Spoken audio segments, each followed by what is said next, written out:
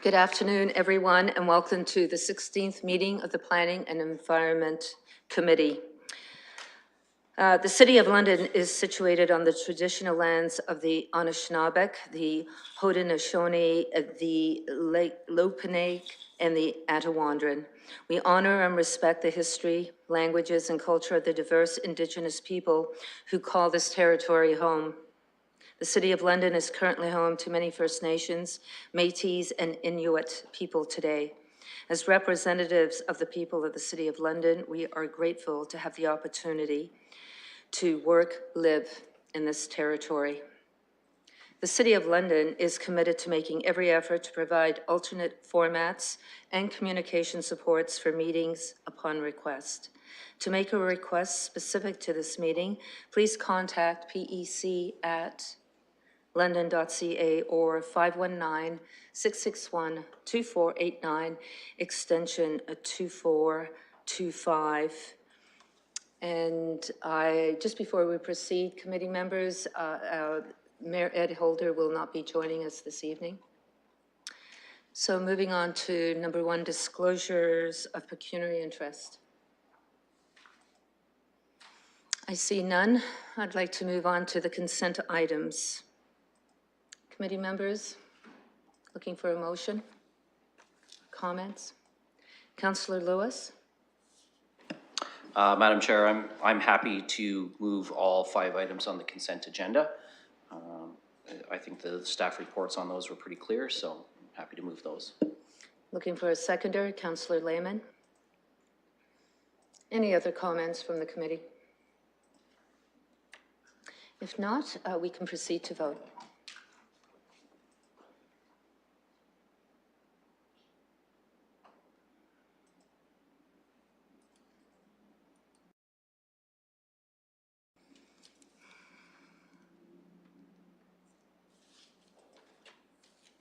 Closing the vote, the motion carries 5-0.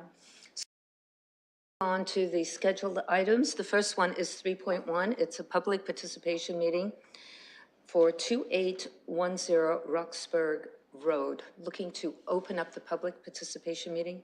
Councillor Lehman, seconded by Councillor Hillier.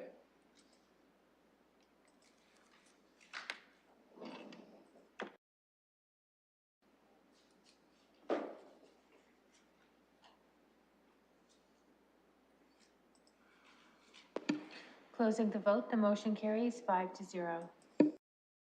This is a zoning amendment from light industrial to light industrial with special provisions, noting in the recommendation that setbacks and boundaries and landscape will be provided, as well as hard surfing for a parking lot. There is no presentation. I will now, from staff, I would like to go now to the public. If there's anyone here from the public that would like to make comments. Or the applicant?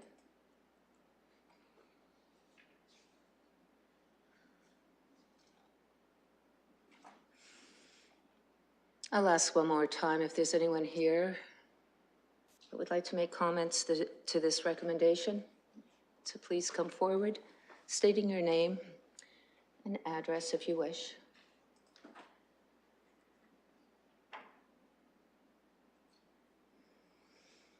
And with that, I will look to close the public participation meeting.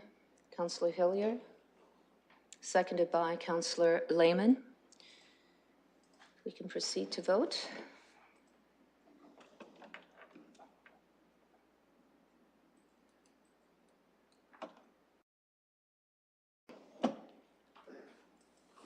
Closing the vote, the motion carries 5-0.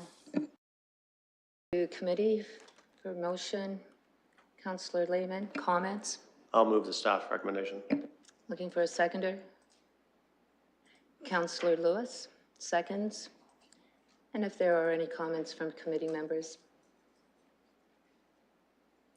I see none. And with that, we can proceed to vote.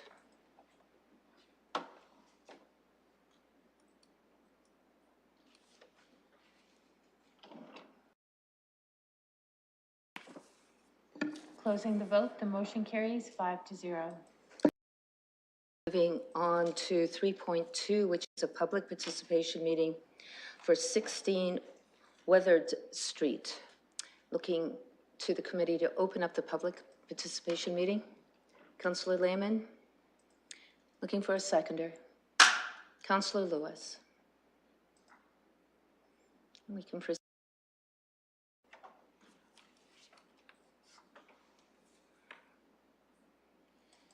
Closing the vote, the motion carries 5-0. There's a staff presentation. I'd like to go to staff.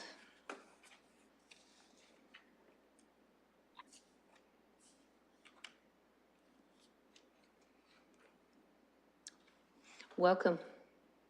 Hi, good evening, committee members, colleagues, and members of the public. My name is Olia, and I'm with the Planning Implementation Team, and I'll be speaking to the zoning amendment application Z9309 at 16 Weathered Street, which is slide 1 on page 178 of the agenda this evening. So moving forward to slide number 2 on page 179, the subject site is located on the east side of Weathered Street, approximately 60 meters north of Oxford Street in the Carling Planning District.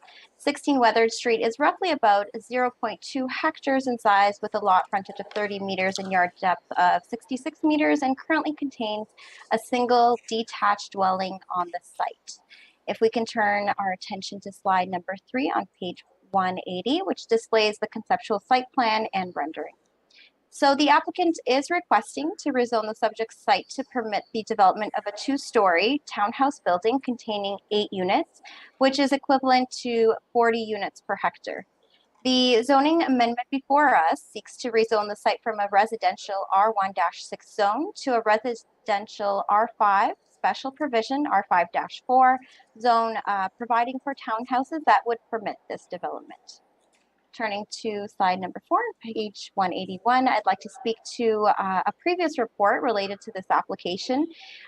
In November 2021, the applicant submitted a zoning application to rezone the subject site to residential R5 special provision R5-4 zone to facilitate the development of a 2-story, 8-unit townhouse building. At the May 31st, 2021 Planning and Environmental Committee public meeting, the decision was made to defer the application and direct civic administration to review the proposal within the context of the near campus neighborhood policies as they relate to residential intensification, focusing on the lots that front onto neighborhood streets, near campus neighborhood policy, as they front to neighborhood streets, but are immediately adjacent to rapid transit place types or urban corridor place types. Turning to slide number 5, images of the original and revised elevations that were submitted by the applicant can be seen. So following this PEC meeting in 2021, the applicant did make some changes to the design of the proposal, as you can see.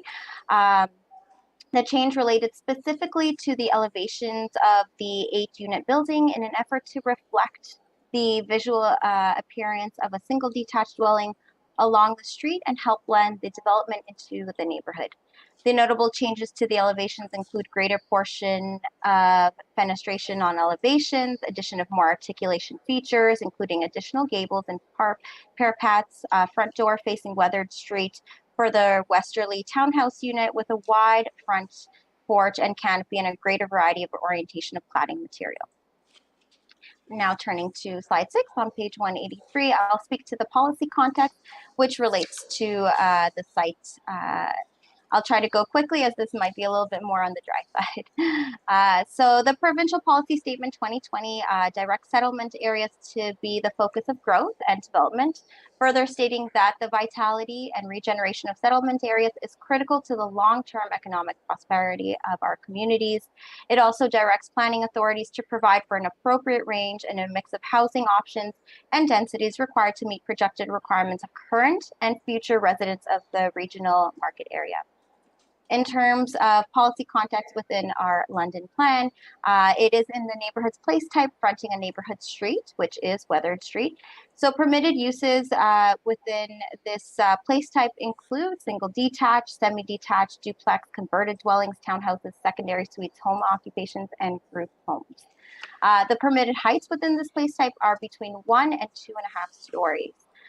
The London plan provides direction to build a mixed-use, compact city by planning for infill and intensification on various types and forms to take advantage of the existing services and facilities and to reduce our needs to grow outward. Lastly, the 1989 official plan. The current designation is low-density residential. Within this designation, residential intensification may be permitted up to 75 units per hectare in the form of single detached and semi-detached dwellings, attached dwellings, cluster housing, and low-rise apartments. This subject site is also found within the near campus neighborhood policy. Residential intensification is contemplated within near campus neighborhoods where the site can function and accommodate the site requirements related to servicing, parking, grading, and the retention of significant vegetation for the development is appropriate within the context of the neighborhood and adheres to the policy set forth between the London Plan and the 1989 official plan. Staff are satisfied that the recommendation provide an appropriate form of residential intensification within the near campus neighborhood.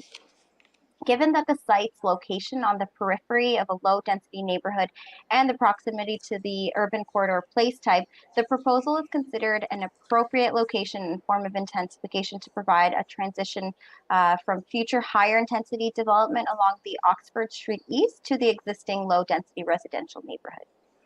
If we can turn to slide 8 on page 185, this speaks to the direction that was given at the 2021 PEC meeting, which directed staff to evaluate the lots fronting neighborhood streets, but are adjacent to rapid transit place types or urban corridor place types.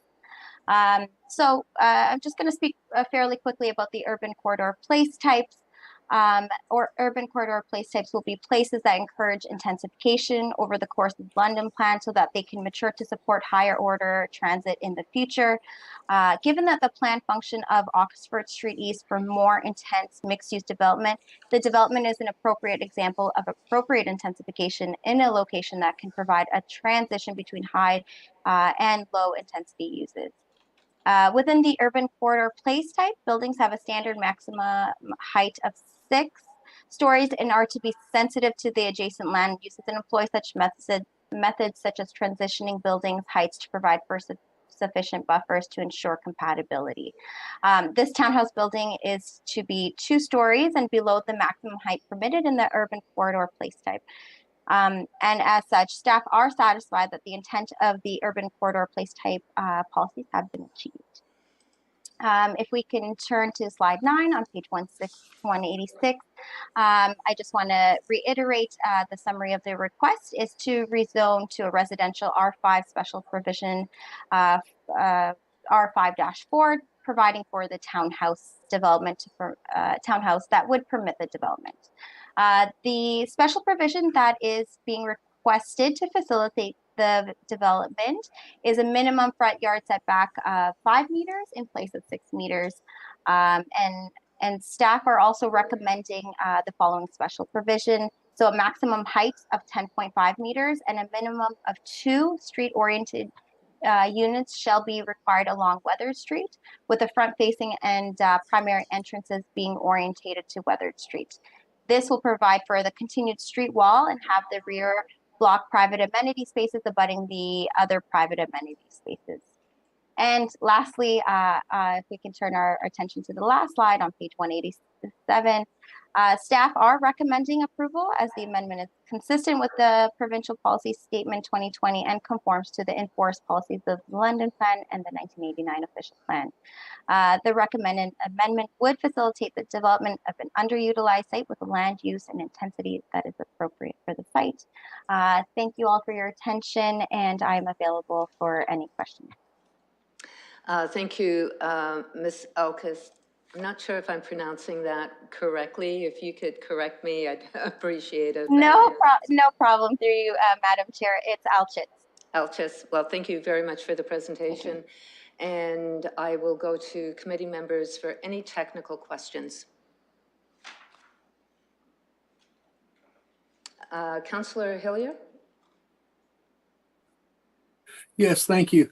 One of the concerns from the residents has been parking in the area, and what I'm concerned about is this could be turned into some student housing, and I only see parking for one. I don't see any overflow parking at all, so I'm assuming we're relying on street parking, and this literally is right off Oxford Street, and people turn off Oxford Street at a good clip. And I'm just wondering, has any consideration for any kind of extra parking, I'm looking in the back, any kind of visitor parking been considered?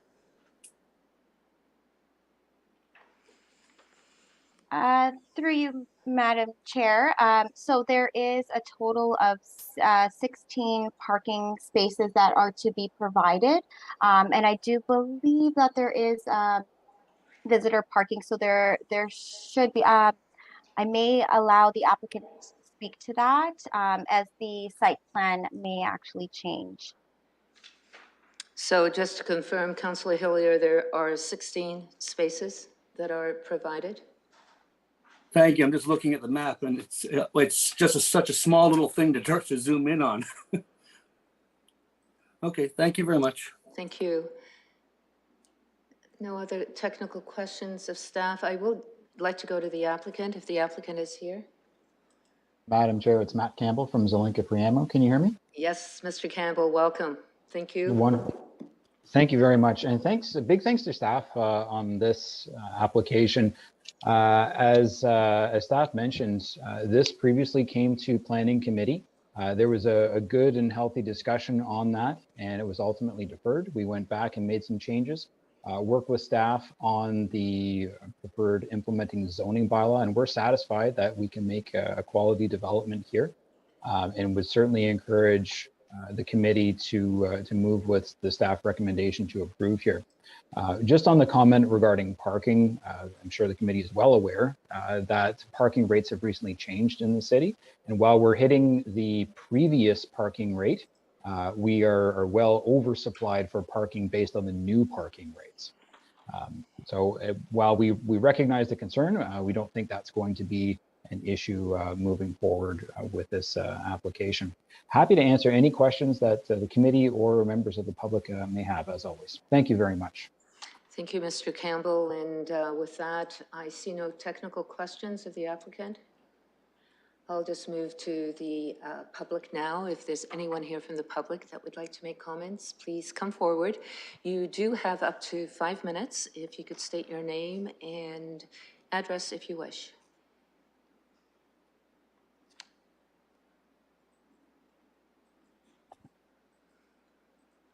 Hi, good afternoon. If I'm able, I'd like to just make a comment. Yes, is this Mr. Williams?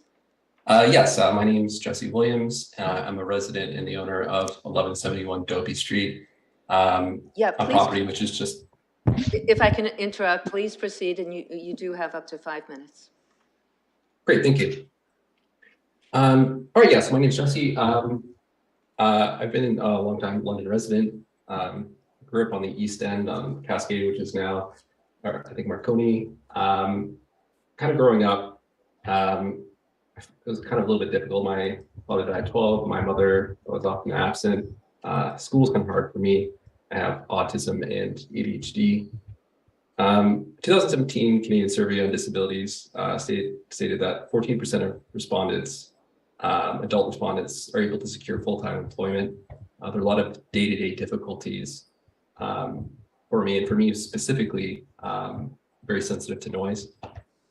The reason that I mentioned this is just to kind of contextualize how this will impact me and my family, not in kind of like an abstract way about like safety or NIMBYism or anything like that. But I have a real concern that this will affect my ability to provide for myself and my family. It'll have an impact in the way that I work. I work from home. This will be directly adjacent to my office. So for both the construction and also the occupancy of these units, which I anticipate will likely be student housing, I'm very concerned about that. I chose this location very specifically. It's the end of a dead-end street. The adjacent lots are kind of like the backyards of other single-family homes.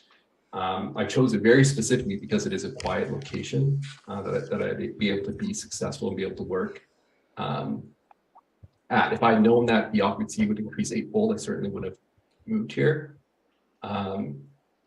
So just personally, I just wanted to make a note like this will have a real impact, and I just wanted to share that. Aside from that, my only kind of like source of respite from what I anticipate will be the noise of this will be, I have two maple trees, which are directly in front of my office, my bathroom, my dining area. And these two trees are kind of been earmarked to be removed, referring to the tree preservation plan. I believe they're number 19 and 20. They're labeled as being in poor condition, and the kind of the reason given for this is I think like they have a ceiling trunk room, gnarly form. They seem to be like aesthetic reasons. I'm not an arborist or anything like that. I'm not sure what constitutes good or poor condition, but from what I can tell, they are in good condition. So it's certainly, just generally speaking, I'm opposed to this project. But if it were to go through, I would just ask if there's a possibility to be able to keep that just as some form of some sort of barrier to this project. My partner is currently working. She's not able to be here, but she kind of echoes these kind of viewpoints. Yeah, I think that's all I had to say. Thank you for your time. Thank you, Mr. Williams, for your comments. I'd like to go again to the public, if there's anyone here that would like to speak to this recommendation. If they could come forward.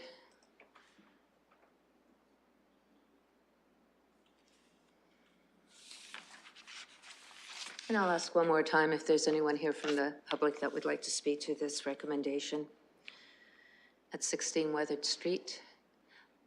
Yes, I see someone in the gallery. If you could go over to the microphone, sir, and please introduce yourself. State your address if you wish, and you have up to 5 minutes. Hi, Welcome. hi everyone. Hello. Can you speak in the mic, and we'll let you know if we can hear you. Yeah. Hi everyone. I Can you, just sorry, if you can speak closer to the microphone so we can all hear? Just a little bit closer. okay. That's much better. Yeah, my name is Joseph. I'm just one of the property owner of 16 Weathered Street. I just keep giving to you ideas. So these zoning changes are really needed in order to get an affordable housing in London. Everyone know that we are facing so much issues for affordable housing. So I would prefer the city needed to give the approval for the zoning change for this 16 Weathered Street. It was really appreciate for the city council. Okay, thank you. Thank you. And I'd like to ask one more time if there's anyone here from the public that would like to make comments. I see none. With that, I will go to the committee to close the public participation. Madam Chair. Oh, sorry. I'm sorry to jump in. It's Barb Westlake Power. I know that we have another member of the public who has phoned in, and I believe she may be having some difficulty getting unmuted because she's on the phone. So it should be I believe it's *6 to unmute the phone. So if I could let the resident. Good afternoon. Yes, we can hear you. Good afternoon. And I'm glad that you were able to get through. If you could state your name, please, address if you wish. And we are here to listen to what you have to say. And you have up to 5 minutes. Good afternoon. My name is Marjorie, and I live on Fox Street. And with respect to development at 16 Weathered Street, I've been watching it with interest, and I can appreciate all the work that has been done.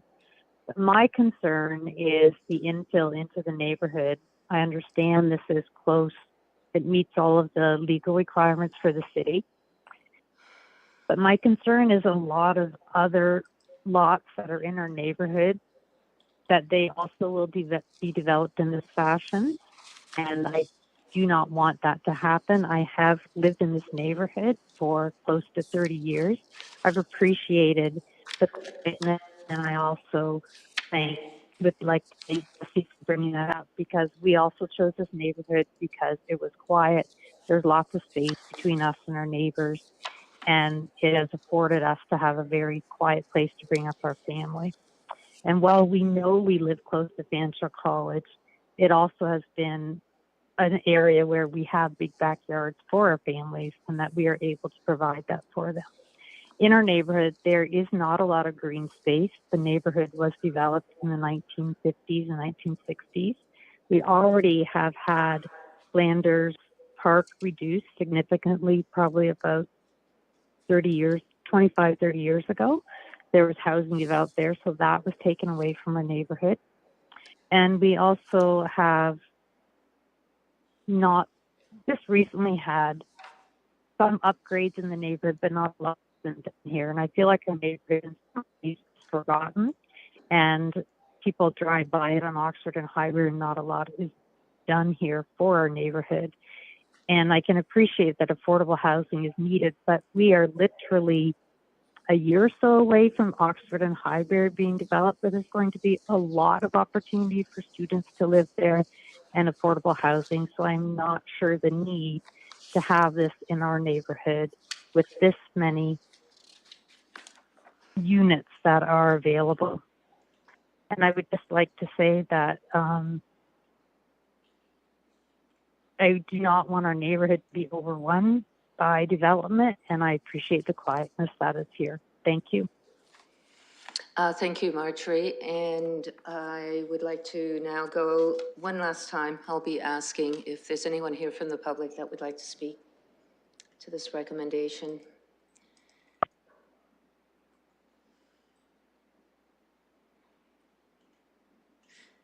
And with that, I'd like to close the public participation meeting. Councillor Lehman, seconded by Councillor Lewis. You can proceed to vote.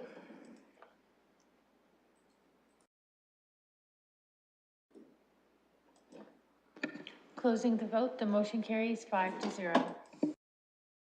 And before I go to committee members, there was a question around the trees and the retention, and I wonder if I can go to staff to just get a general idea of what the plan for the trees in the area are.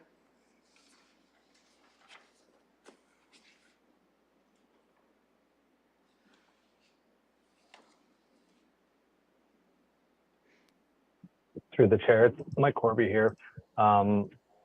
Through the review process, the tree preservation plan was reviewed by the landscape architect, and they had no concerns with the tree removals. I think citing the reasons mentioned that the trees were not worth saving. So at this point in time, they are identified to be removed. That being said, that can be further reviewed through the site plan approval process if that's the desire of the committee. Thank you, Mr. Corby. And I'll go to committee for comments or a motion. Councillor Lehman. Thank you, staff, and thank you to the applicant for coming back with a revised plan. It could be up to 6 stories. This is 2 stories, and the street presence is much improved. I would like to address the tree issue at the, around especially at the back of the property, as per the one person who addressed the committee. So maybe Chair, you could help me on this. Do we need an amendment to this, or do we, how can we instruct staff, as was suggested by staff, to pursue that? I think it was suggested by Mr. Corby that it can be looked at, the trees could be looked at through the site plan process. There could be an amendment we could add to retain as many trees as possible. It is really up to the committee. Well, then I'd like to make an amendment. Ask the clerk to help me out with the wording on this, just a specific direction to site plan to address replacement of the trees that are going to be removed, especially around the perimeter of the property, especially on the east end of the property.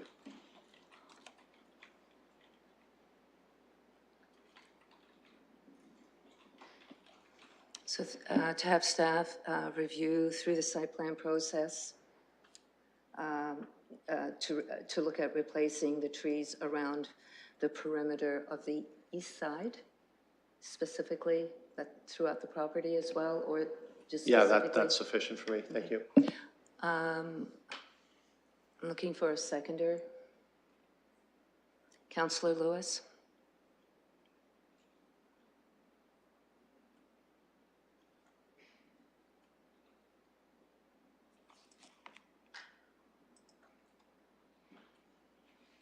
And I'm not sure if the clerk has it up yet, just so we can double check. So this is an amendment to the recommendation. Yeah, it's part B. It's part of B. Just gonna.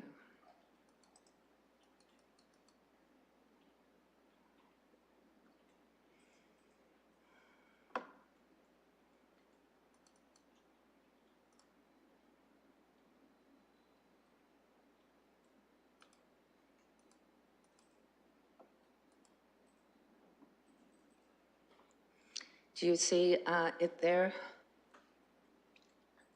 I'm still waiting for it to come up. Did you refresh your screen?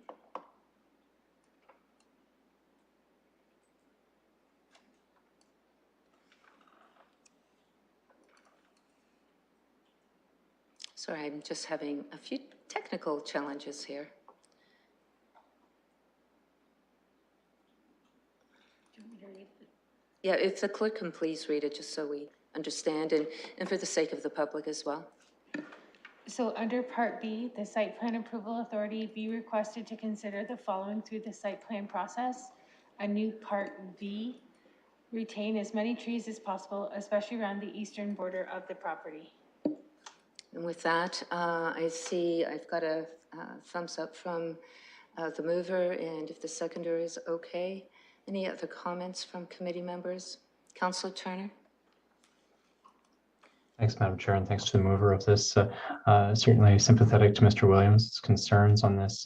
Perhaps through staff, if I might, or through you, Madam Chair, to staff, just wondering if there might be some other site plan recommendations that might serve as mitigative measures to support the concerns that Mr. Williams raised.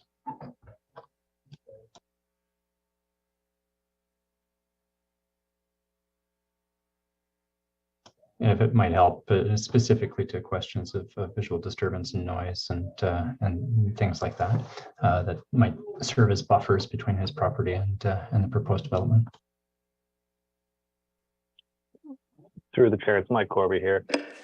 So through the site plan process, there will be board-on-board fencing required around the property. Additionally, another direction to site plan approval could be to seek enhanced landscaping along that edge. I know we're talking about retaining trees, but we could seek to provide enhanced landscaping, especially where trees aren't able to be preserved. So that could be an additional direction or added to the clause you've already provided. Thank you, Mr. Corby. I think that sounds appropriate. And if the mover is amenable, then I'd like to add that too. Mr. Corby, can you suggest the wording at the end again? Sorry. To be added to support Councillor Turner's motion. Is it through the construction? You mentioned the fencing. So through the chair, the fencing will be required. I don't know if we need that language. I was just offering it, but I think it's the main thing is to add enhanced landscaping to be considered through site plan approval, kind of adding that to the existing provision you just added. Right, and I just want to make sure the clerk is able to get that added to the amendment with the enhanced landscaping through the site plan process.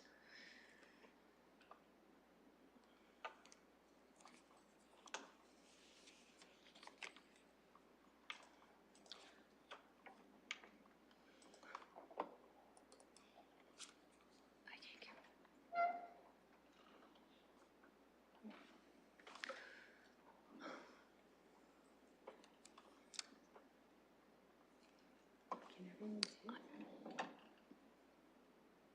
can't get it.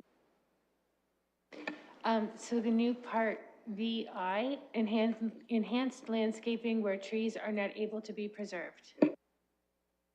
Committee, can you see that? Any other comments from committee? See none. And with that, we can proceed to vote. Just want to make sure. Yep. Madam Chair, just through you, is that acceptable to the mover? I just wanted to make sure I'm Yes. not jumping on top of this motion. Sorry. Okay. Sorry, Councillor Turner, I can see his thumb up and I know you can't. So yes, it is amendable to the mover and the seconder. Thank you for that. Councillor Helmer, welcome. Thank you. Sorry, you were asking for comments from committee members and I just held back. But before you vote, I just wanted to say I appreciate we've gotten to a place where modest intensification of the site can proceed. This is an area where the existing property has honestly been a problem for a very long time.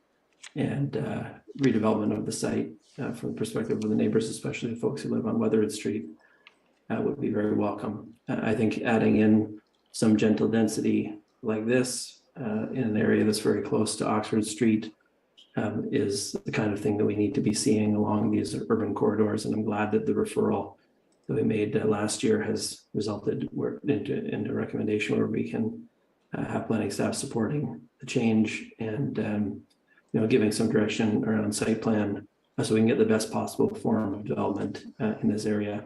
Of course, I'm sensitive to the concerns of the neighbors who are adjacent around the buffering, and I'm glad that committee members have already acted to try and preserve as much buffer as possible and to replace what needs to be taken down as part of the construction. I think the recommendation is already in there from staff about the impact of the fencing and if any of those boundary trees were to drop, that they need to be replaced. And I think the key is that they get replaced with reasonably large caliper trees that will provide the same kind of function as what's there, in relatively short order and not little sticks that take a long time. So I think the developer, the applicant, is going to replace that as well. It's good for their property too to have mature trees on the site. And so I think the direction to the site plan approval authority is good here. Thanks very much.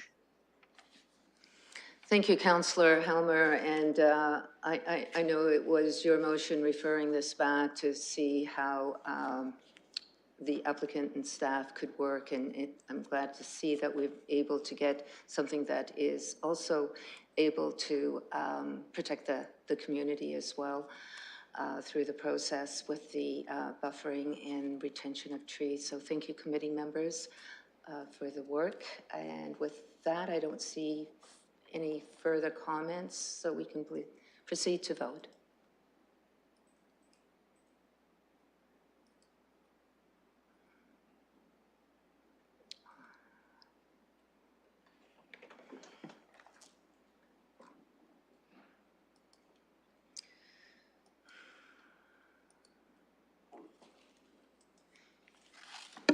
Closing. On to 3.3, which is a public participation meeting for 850 Highbury Avenue North.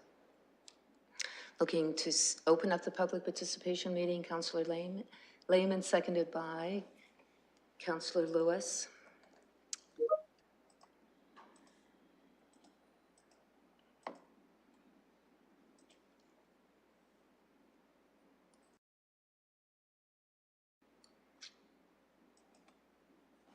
Closing the vote, the motion carries 5-0.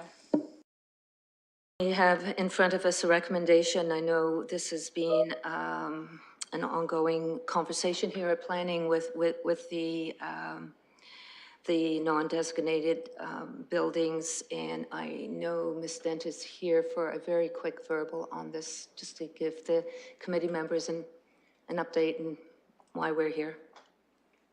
Ms. Dent? Yes, through you, Madam Chair, are you able to hear me? Yes. Okay, thank you.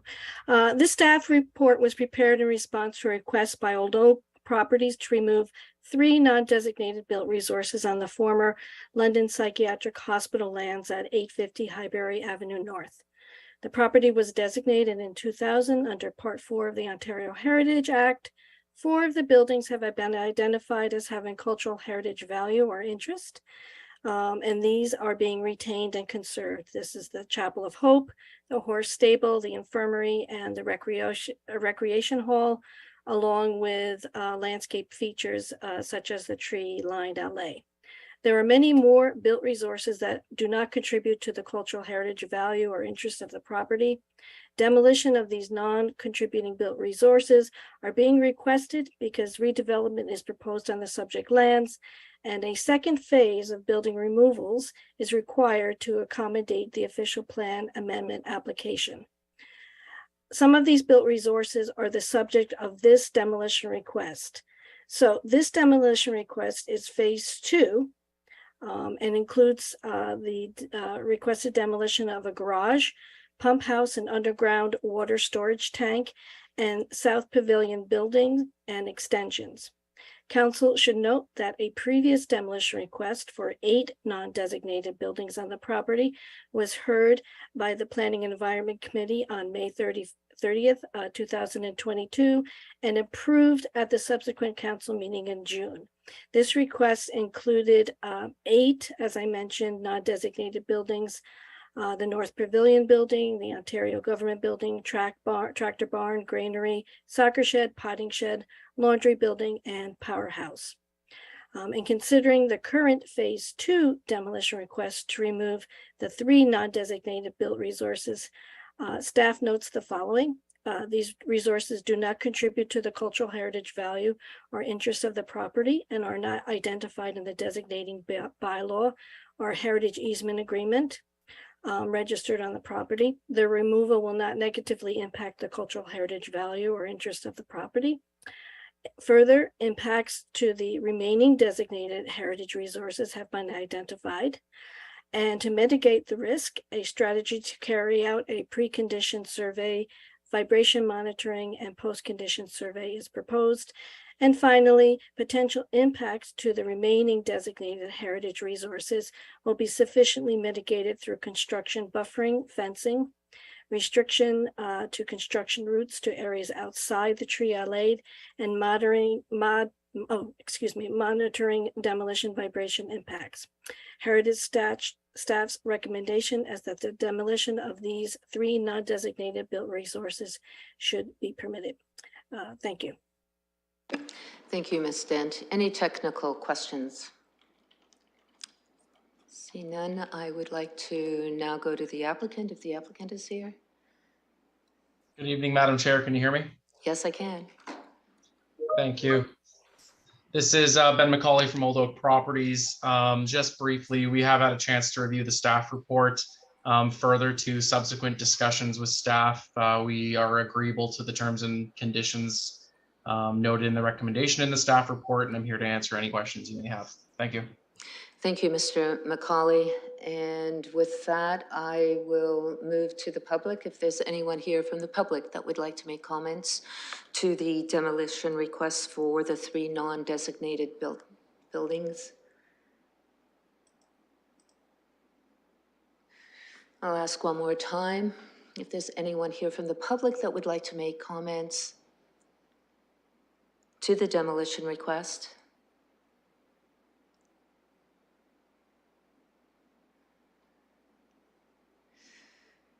I hear and see none. So with that, I will go to committee members to close the public participation meeting. Councillor Lehman moves the motion, and I'm looking for a seconder. Councillor Lewis. We can proceed to vote.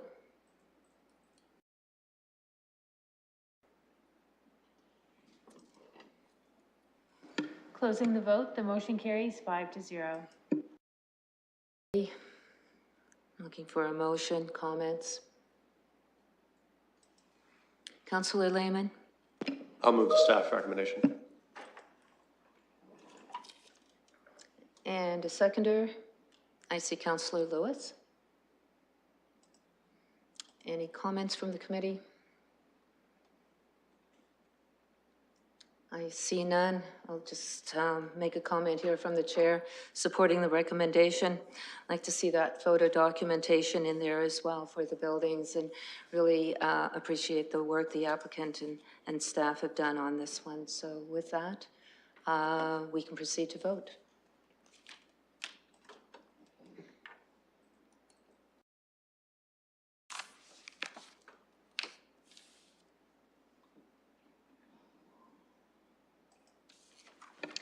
Closing the vote, the motion carries 5-0. So moving on now to 3.4, which is the public participation meeting for 185 and 189 Wellington Street. Looking to open up the public participation meeting. Councillor Turner, and I'm looking for a seconder. Councillor Lehman.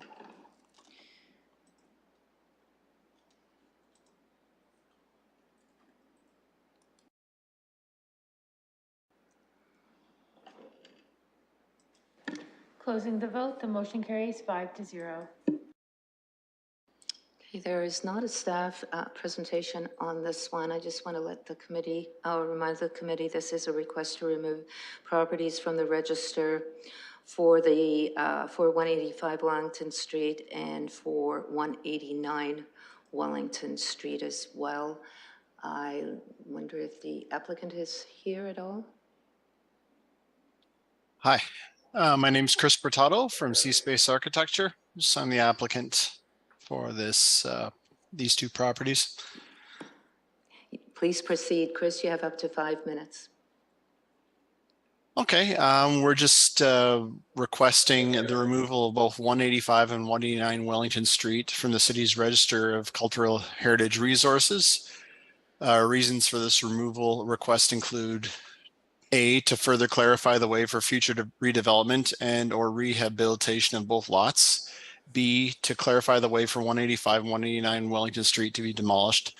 189 in particular has deteriorated, has been vandalized to the point where access may no longer be a safe endeavor. So accompanying our application, you can see all the documents that are there, including a cultural heritage impact statement for both properties, prepared by Wayne Morgan, the heritage planner. A key statement on page 59, item 10.1 is after a detailed examination of the history and evaluation of the resources on the site, this cultural heritage impact statement found that neither of the two properties warrant designation under the Act. We also had a stage 1 and stage 2 archaeological assessment prepared by Thomas G. Arnold and Associates. A key statement from that can be found on page 9 from the stage 2 section. Based on the above analysis and conclusion, the subject property no longer has any cultural heritage value or archaeological potential.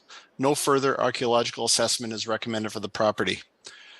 So we're hoping that this letter, the attached documentation in this request provides sufficient material for you to proceed with relevant consultation and making the way for removal from these two properties from the register. Thank you. Thank you for being here. I'd like to now go to the public, if there's anyone here from the public that would like to make comments.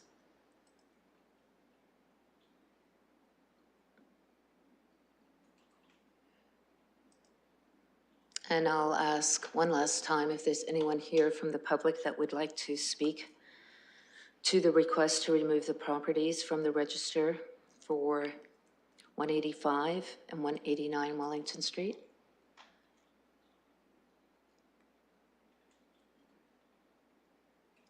I'd like to go to the committee to close the public participation meeting.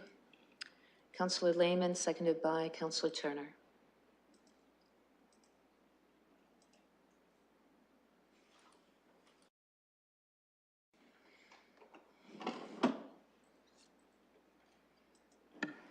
Closing the vote, the motion carries 5-0. with that, I will go to committee for a motion or comments, or both. Councillor Lewis? Thank you, Madam Chair. I'll move the staff recommendation. Looking for a seconder, Councillor Lehman. Are there any further comments? If we can proceed to vote.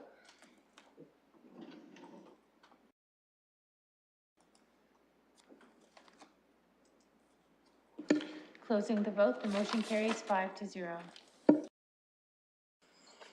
And moving on now, that is the end of the scheduled items. We'll move on to items for direction. We have 4.1, which is the Rethink Zoning Information Report. This is an update to the Rethink Zoning that we are receiving here.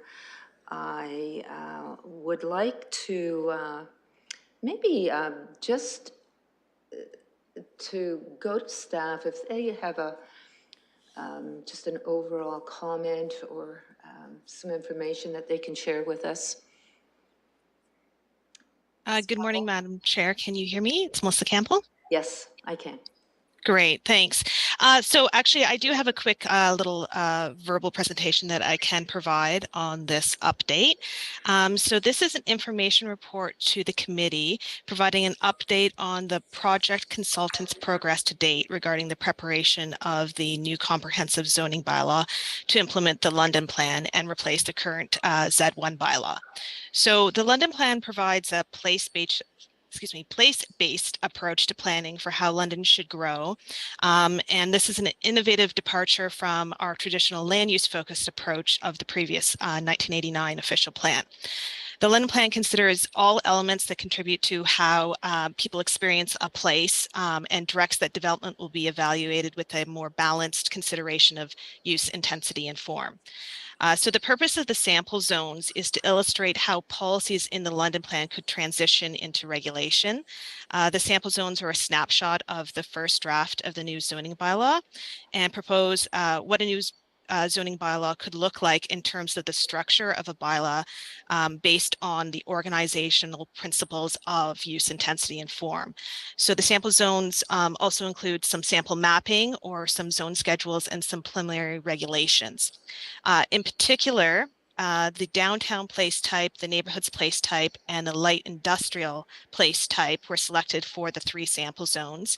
And these 3 place types were selected because each are expected to define, are expected to be defined by and emphasize use, intensity, and form differently. So in my report, there was a image of a triangle and it showed where the neighborhoods, the downtown place type, and the light industrial place type might fall within that balanced approach of use, intensity, and form differently.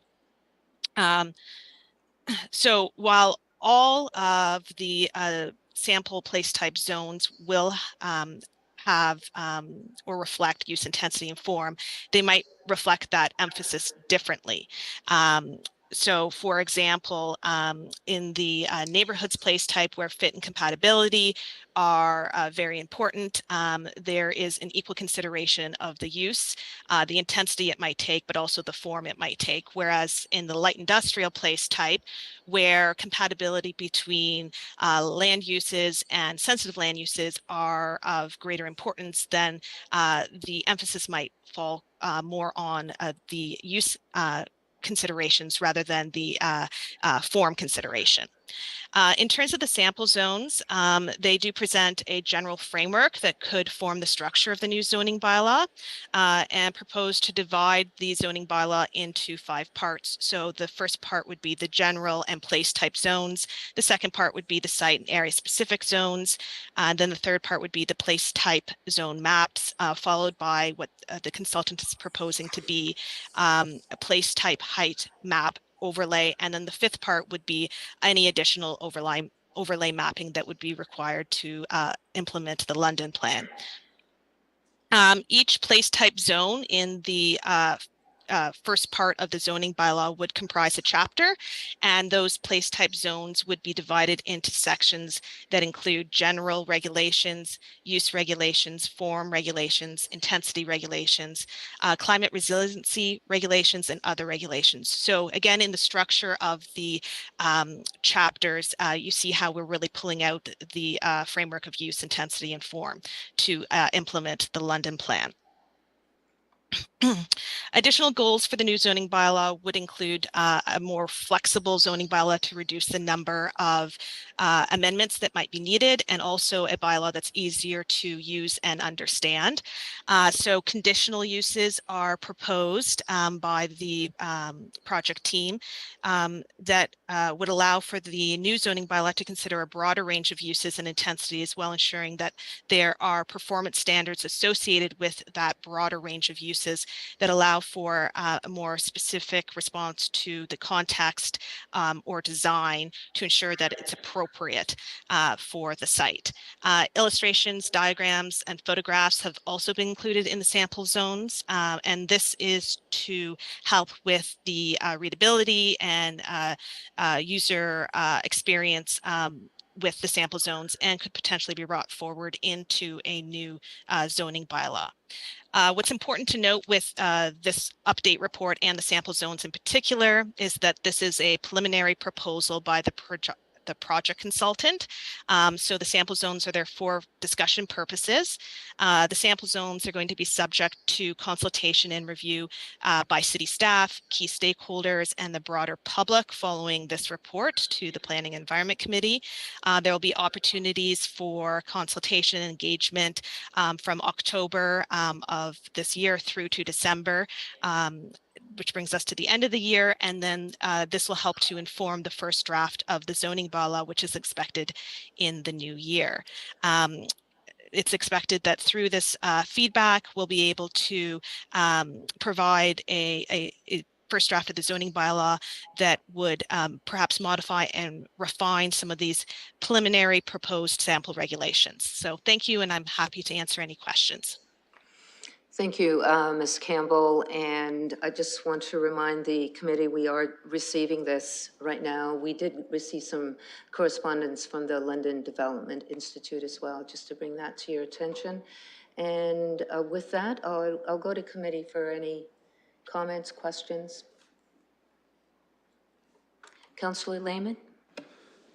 Yeah, I think we're on the right path here, and thank you to staff for getting us to this point. Where I see this really being helpful is for future planning committee members. As we go down the path of expected infill projects that we know is we are in desperate need of to address our affordable housing and housing supply. It's a challenge here at committee to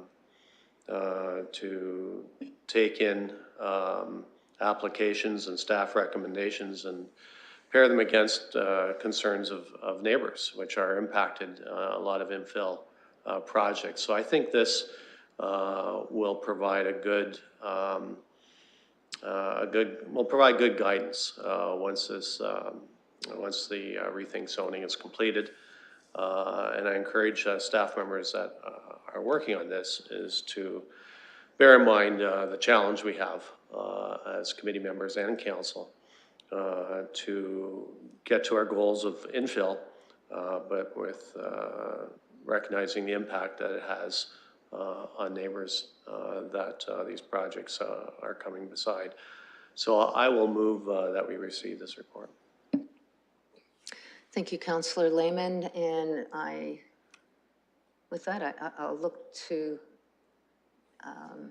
a seconder, but I'm also looking to committee members for any questions, comments as well. Do we need a seconder for the direction? Okay. So I'm looking for a seconder as well. Councillor Lewis, and committee members, if you have no questions, comments.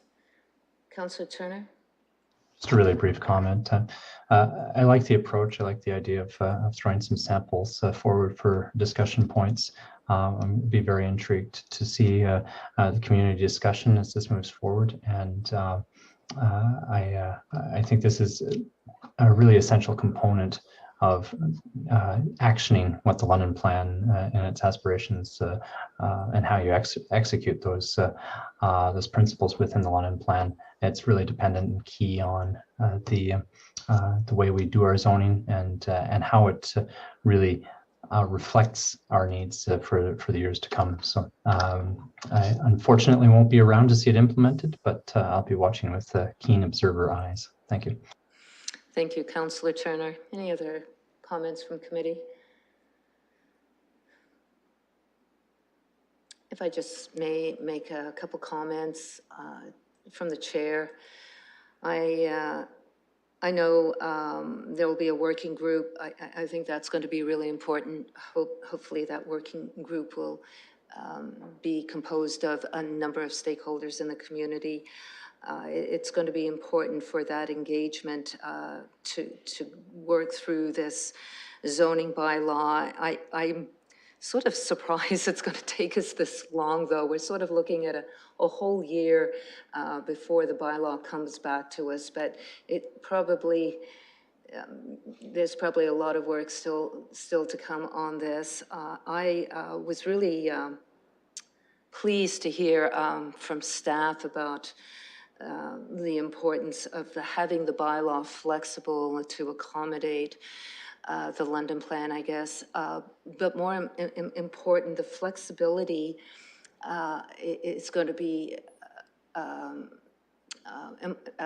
needed. I think it's something that the community needs to understand as well. And I'm not sure how we do that, but I would really encourage this process to have that community engaged, to understand the bylaw and to have it as user-friendly as possible, because there's always challenges when we do certain types of development, and I'll just speak to the infills, just understanding our policies and sort of the understanding that we can all understand what is allowed and what is not, and then having appropriate flexibility. I am looking forward to having this zoning bylaw come about, and would like to see it here a little bit sooner than what is proposed, but I'm sure there's a lot of work to be done. And with that, we can proceed to vote.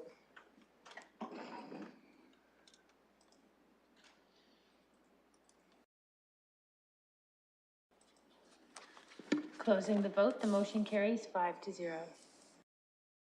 Moving on to our last item for direction. This is the zoning bylaw amendment that has come back to committee. And I wonder if staff are here just to give us a quick update? Yes, why we're here. Through the chair, this is Nicole Musical from Municipal Compliance. I'm happy to provide an explanation and summary of the recommendation. Good evening, committee members. This report is in response to the September 6th council resolution directing staff to report back on the revised zoning bylaw regulations relating to the removal of seasonal patio operational date restrictions and provide information on how the Alcohol and Gaming Commission of Ontario regulates capacity for outdoor patios. Before I move on to staff's recommendation, I would like to clarify the difference between permanent patios, seasonal patios, and patios located on city property. A permanent patio is expected to meet parking requirements through a zoning review, often accompany a building permit application, possible site plan application, and formal AGCO application processes. Permanent patios do not have associated date ranges and have a maximum capacity of 50% of the indoor capacity or 50 persons, whichever is greater. The second are the seasonal patios, otherwise known as temporary patios or previously and informally as COVID patio regulations, which were added to the zoning bylaw in March 2021. These are commonly those extra tables and chairs temporarily placed into parking spaces. The current date range for seasonal patios is mid-March to mid-November, and the capacity for seasonal patios was included as part of the permanent patio calculation at 50% of the indoor capacity, or 50 persons, meaning that the current capacity for both permanent and seasonal patios is collectively 50% of the indoor capacity. Current regulations allow seasonal patios to temporarily occupy commercial parking spaces and are required to be set back 6 meters from all residential land uses. Seasonal patios are not subject to a formal review as long as they comply with section 4.186, which is the seasonal patio section of the zoning bylaw. And then thirdly are the city property patios, where space is permitted, businesses through Realty Services Department may apply to obtain permissions to temporarily utilize city property for a patio arrangement between the months of March to October. Subject to individual review and approval by Realty Services, patios located on city property may also benefit from this evening's recommendation. However, there may be some cases where patios will be required to be removed due to operational matters, mainly snow removal. As requested by committee, staff have reviewed AGCO regulations and found that there are both capacity and date range guidelines contained in the regulations associated with the Liquor License and Control Act, including that the capacity of seasonal patios must allow for at least 1.1 square meters per person, and that the seasonal patio portion is limited to 8 months of the calendar year.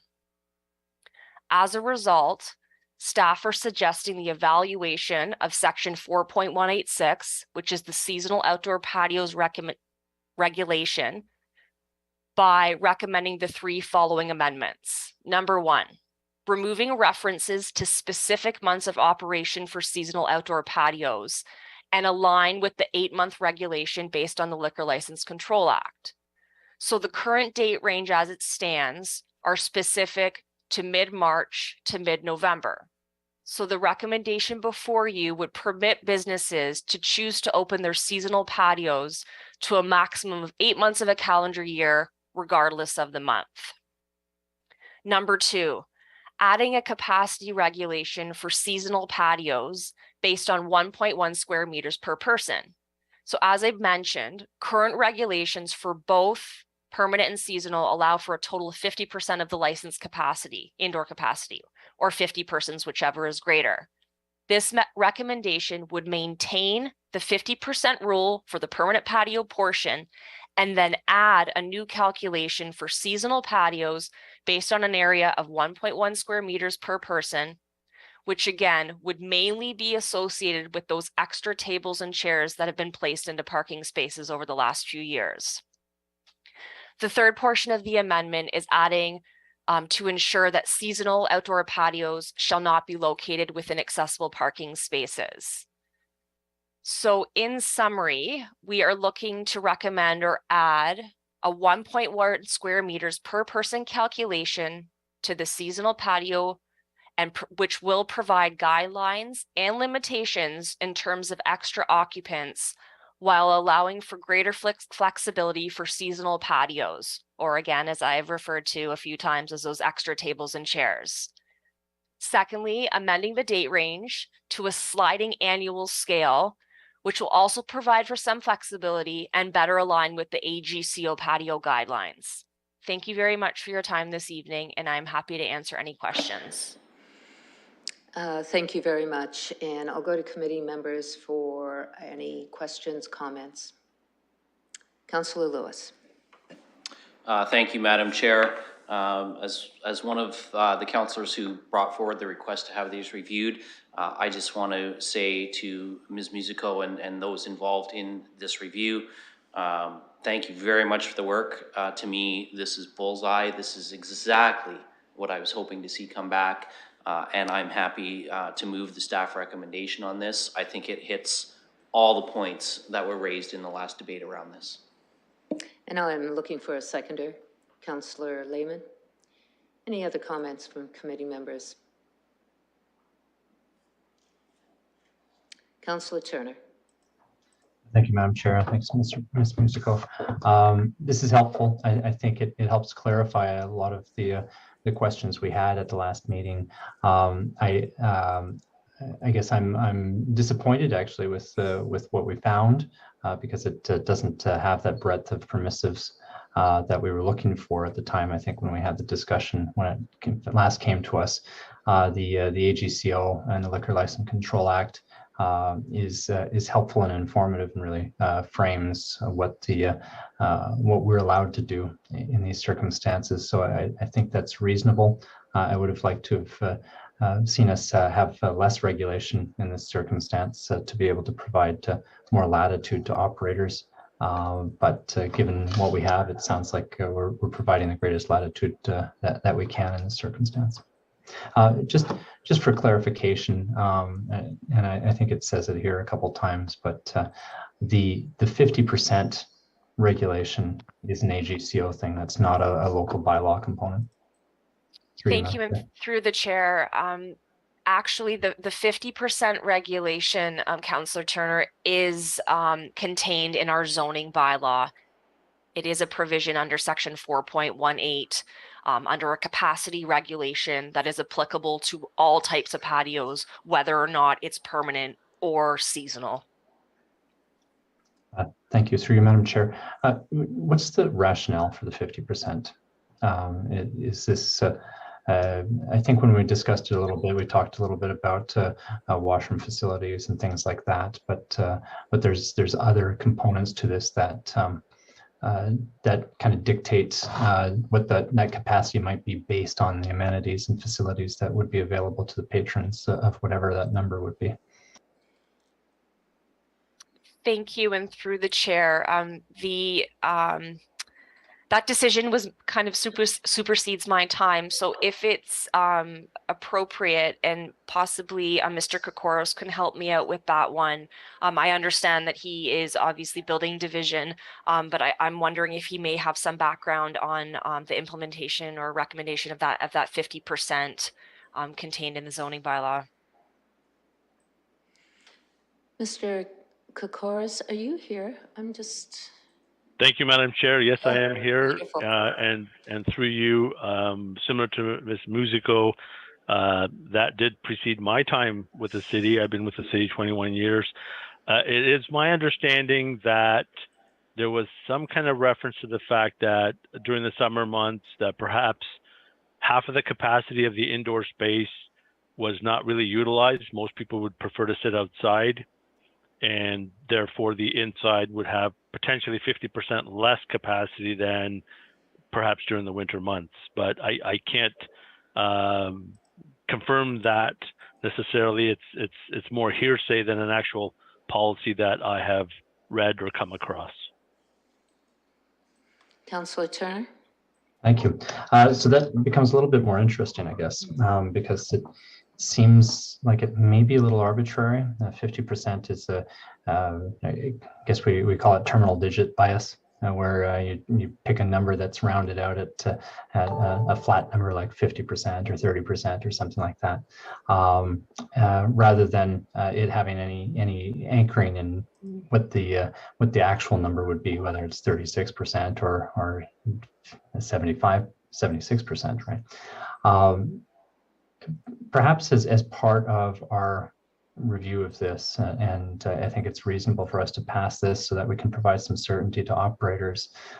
Maybe it might make sense to ask staff as well to review and report back as to the rationale for this 50% number. I have concerns about it. There may very well be a reasonable explanation for why that number was chosen. But again, it seems arbitrary. It seems like it has the opportunity to be modernized, especially if it goes back a couple decades. We may want to look at it with fresh eyes for updates to our policies. Through the chair, it's Nicole Musico again. May I respond to that? Yes, please. I did certainly attempt to do my work to figure out an answer to that. I was unsuccessful. The general information that I found was pretty on par with what Mr. Kokoros had mentioned, but I'm most happy to look into this further. But I just wanted committee to know that we didn't overlook this. I did try to sort it out, but again, happy to report back. Ms. Musico, do you need a motion for that? Or I know we're here to receive the zoning bylaw amendment.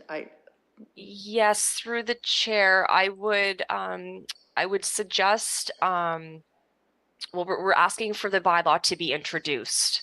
So if that's something that committee would like, I would recommend passing that in one part and then possibly adding a second recommendation to refer staff to report back on any further information regarding section 4.18 subsection 1 of the zoning bylaw regarding the 50% capacity.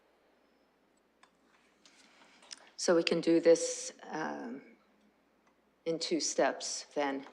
So Councillor Turner, do you have a motion then? Yeah, no, I think that's appropriate. It's what I was suggesting, that the bylaw be a part A, and the part B would be that we have,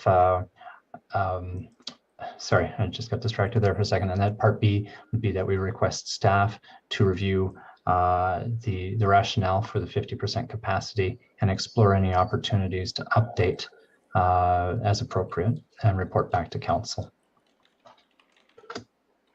Okay, I'm looking for a seconder. Councillor Lewis.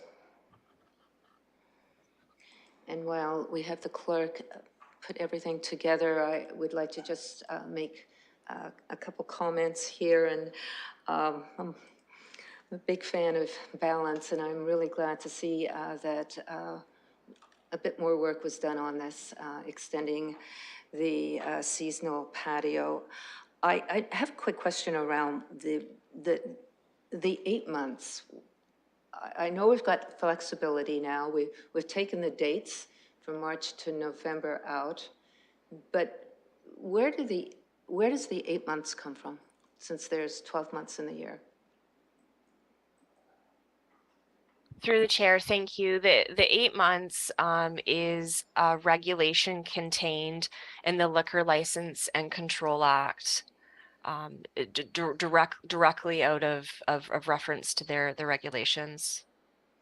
Thank you for that. So it is that number but it could be any time of the year, and that's where I think this bylaw does a service to support the industry, where it does make it flexible and aligns with different events or different opportunities that may be happening throughout the year as well. So I'm pleased that some work was done on this, and happy to support the amendment going back to staff to review and report back regarding the 50% as well, and to further explore it, the bylaw. With that, can we proceed? It's up. I think it's up. Do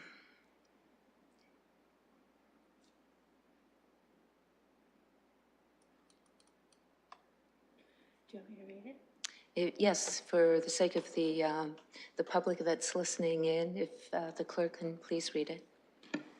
That the following actions be taken with respect to zoning regulations related to seasonal outdoor patios. Part A, the proposed revised bylaw as appended to the Planning and Environment Committee added agenda be introduced at the Municipal Council meeting to be held on October 17th, 2022 to amend section 4.18 of the zoning bylaw. And Part B, the civic administration be requested to report back at a future meeting with respect to the capacity limits and to explore any opportunities to update the limits as they relate to section 4.18.1 of the zoning bylaw.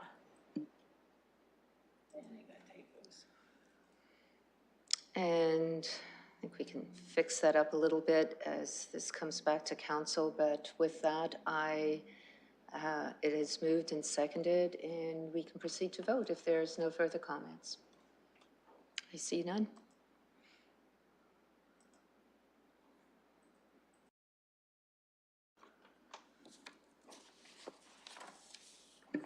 Closing the vote, the motion carries 5-0. And moving on to number 5, deferred matters, additional business. I see none. We do have a confidential, and I would like to move in camera, looking for a motion to do so. Councillor Lehman, seconded by Councillor Turner.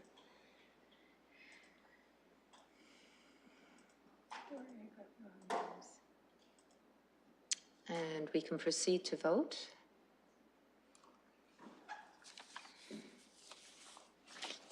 Closing.